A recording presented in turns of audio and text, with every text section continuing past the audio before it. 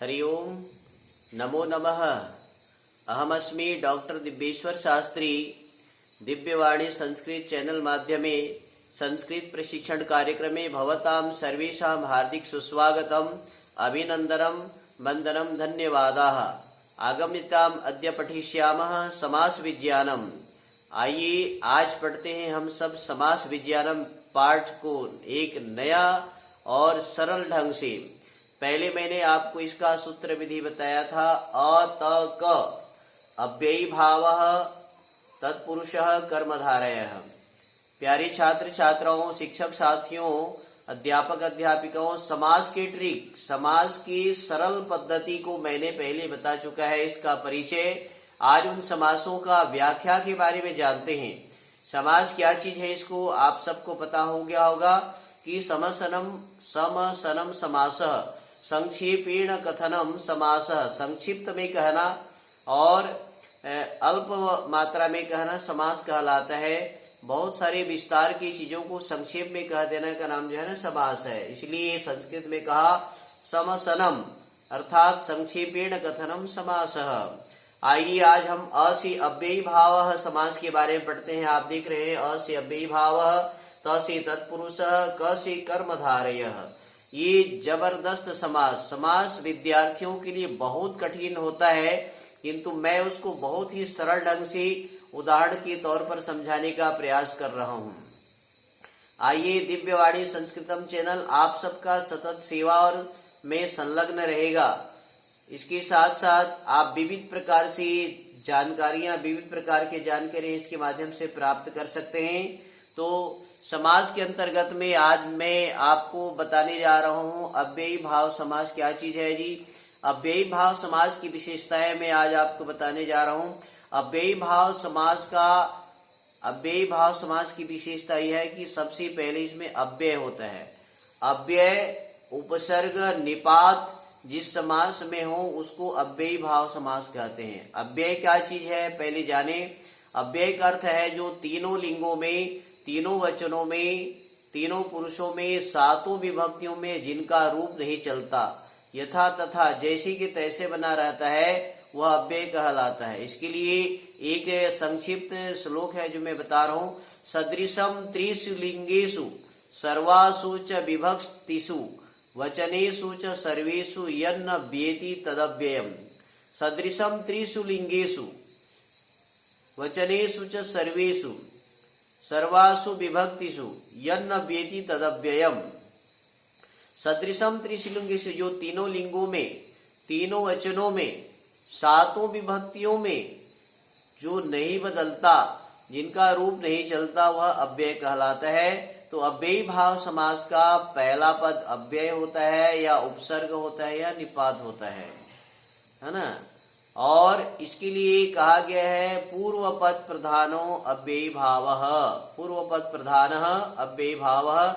अव्ययी भाव समास में पूर्व पद की प्रधानता होती है और पहला पद इसमें अव्यय होता है। और इसकी विशेषताओं के बारे में और थोड़ा सा हम जानते हैं। अव्ययी भाव समास प्रायः अकारांत शब्द जो है नपुंसक लिंग में होता है। अव्ययी भाव समास में जो अकारांत शब्द होते हैं वो प्रायशः नपुंसक लिंग में होते हैं। अव्ययी भाव समास की विशेषताएं उदाहरण से हम सब जानते हैं। आइए, अव्ययी भाव समास में कुछ अव्यय ऐसे होते हैं जिसके आधार पर उसके अर्थ बदल जाते हैं। सबसे पहले हम जानते हैं अव्ययी भाव समास के उदाहरण। तो आइए मैं आपको लेके चलता हूँ। अव्ययी भाव समास का उदाहरण क्या है। पहला है यथाशक्ति। समास में एक तो पहला विग्रह वाक्य होगा और दूसरा है समस्त वाक्य होगा। पदों को अलग अलग करना विग्रह वाक्य है और एक साथ मिलाकर के बोलना समस्त वाक्य है। विग्रह वाक्य या सामासिक पद सामासिक वाक्य कह सकते हैं। समास से बने हुए शब्द को सामासिक पद कहेंगे और जो पदों को अलग अलग करके रखा जाता है उसको विग्रह पद कहेंगे। तो आइए सबसे पहले उदाहरण लेते हैं। यथाशक्ति। शक्तिम अनतिक्रम्य यथाशक्ति। शक्ति से बढ़कर जो है उसको यथाशक्ति कहेंगे। तो शक्तिम अनतिक्रम्य यह विग्रह वाक्य है और यथाशक्ति वह जो है समस्त वाक्य है, यह समासिक पद है। उपगंगम, यह उपगंगम यह जो है समस्त वाक्य है। गंगायाः समीपम उपगंगम, गंगा के समीप को कहेंगे उपगंगम। यहाँ पर उप अव्यय है, उप का अर्थ है समीप या निकट। जिस प्रकार से हमने विग्रह बताया, गंगायाः समीपम, गंगा के समीप को उपगंगम कहते हैं। बहुत ही सरल, आप किसी भी अनेक प्रकार के उदाहरण बना सकते हैं। उपगुरुकुलम, गुरुकुल के समीप। उपभोजनम, भोजन के समीप। उपवनम, वन के समीप।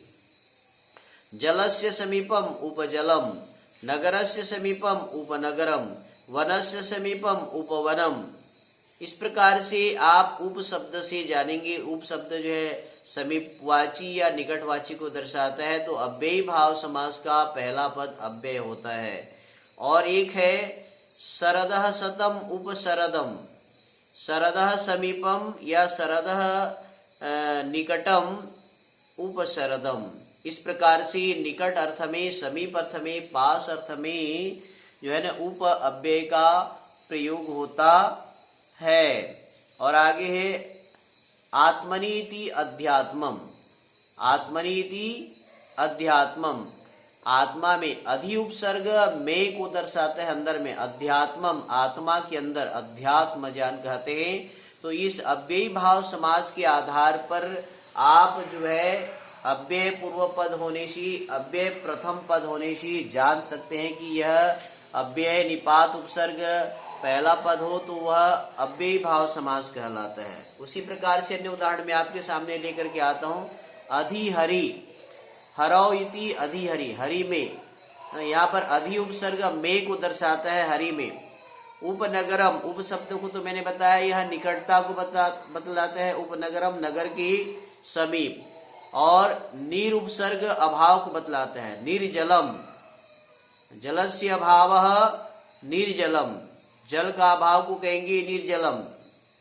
आगे है सचित्रम, चित्रेण सहितम सचित्रम, चित्र के साथ कहेंगे सचित्रम। गृहम गृहम प्रति, गृहम गृहम प्रति, प्रतिगृहम। ये सब में अव्ययी भाव समास का लक्षण आप देख रहे हैं। यथा समयम, है ना, समय के अनुसार। यथा समयम, समयम अनतिक्रम्य यथा समयम, है ना। यथा कालम, कालम अनतिक्रम्य यथा कालम। एक तरफ जो है ना कालम अनतिक्रम्य यह विग्रह वाक्य है, और यथा कालम यह जो है ना समस्त वाक्य या सामासिक पद कह सकते हैं इसको। तो आपको अव्ययी भाव समास बहुत ही सरलता से समझ में आ रहा होगा, है ना। उपनगरम, उपनगरम से पूरी तरह समझ गए। यथा कामम, यथा कामम जितना, है ना, कामम अनतिक्रम्य यथा कामम, है ना, जितनी इच्छा हो उतना, जितनी इच्छा है, जितना सामर्थ्य है, तो यथाशक्ति कहेंगे, यथा कामम कहेंगे, यथा कालम कहेंगे, है ना, यथा सामर्थ्यम कहेंगे। इन सब में अव्ययी भाव समास है। बंधुओं, प्यारे विद्यार्थियों, प्यारे छात्र छात्राओं, शिक्षक साथियों, अव्ययी भाव समास में विशेष ध्यान रखना है हमें। पहला पद अव्यय होता है और अव्यय के अनुसार से उसके उदाहरण बनते हैं। जैसे कि मैंने बताया, यथा कामम, यथा कालम, है ना, यथा समयम, उपनगरम, उपवनम, उपजलम, प्रतिदिनम, शरदः शतम, अध्यात्मम। इस प्रकार से ये अव्ययी भाव समास के उदाहरण हैं। तो आज मैं आपको ये अ त क में से अव्ययी भाव समास को बताने का प्रयास किया है।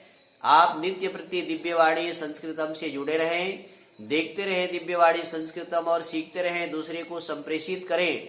जबरदस्त आप संस्कृत भाषा में, संस्कृत व्याकरण में अपना दक्षता बनाना चाहते हैं, योग्यता बनाना चाहते हैं, संस्कृत में पकड़ बनाना चाहते हैं, धारा प्रवाह संस्कृत बोलना चाहते हैं, धारा प्रवाह संस्कृत सीखना चाहते हैं, संस्कृत के सूक्ष्म नियमों को जानना चाहते हैं, समास के नियमों को जानना चाहते हैं, व्याकरण के नियमों को जानना चाहते हैं, तो दिव्यवाणी संस्कृतम में जुड़े रहिए। और मैं आचार्य दिव्येश्वर शास्त्री सतत आप सबकी सेवा में लगा रहूंगा। इन्हीं शुभकामनाओं के साथ आप सबको कहना चाहूंगा, एक बार सभी मिलकर के बोलिए, जयतु भारतम जयतु संस्कृतम। पुनर्मिलामः। आगामी पाठः तत्पुरुष समास विषय। तत्पुरुष समास को लेकर के फिर आपसे मिलते हैं। तब तक के लिए विराम। नमो नमः। पुनर्मिलामः। धन्यवादः।